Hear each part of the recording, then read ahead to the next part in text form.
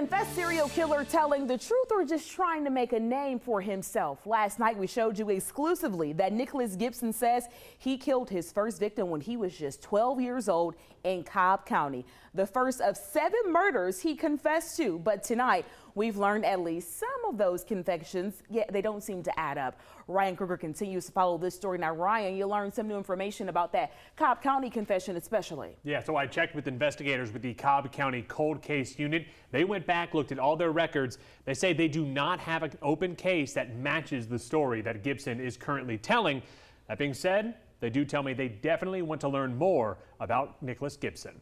His twisted tale crisscrosses the country, but there may be some holes in Nicholas Gibson's confessions. Cobb County's Cold Case Unit says they don't have any open cases that match the description Gibson gave. And the tabloid Daily Mail is reporting that Gibson has confessed to drowning a woman in Florida back in February of 2015, but he was actually in a Georgia prison at the time.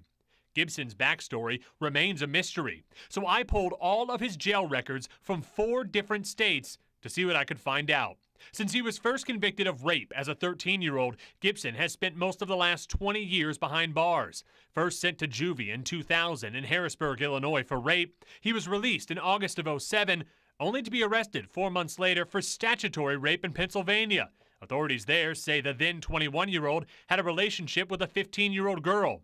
He left a Pennsylvania prison in June of 2012 and moved to Cobb County, picked up 3 months later for failing to register as a sex offender. He was then arrested 3 more times in both Georgia and Florida, all for failing to register as a sex offender. He was released from a Florida prison late last November. In the last 2 decades, Gibson has only been out on the streets for about 35 months. Is that enough time to commit 7 murders?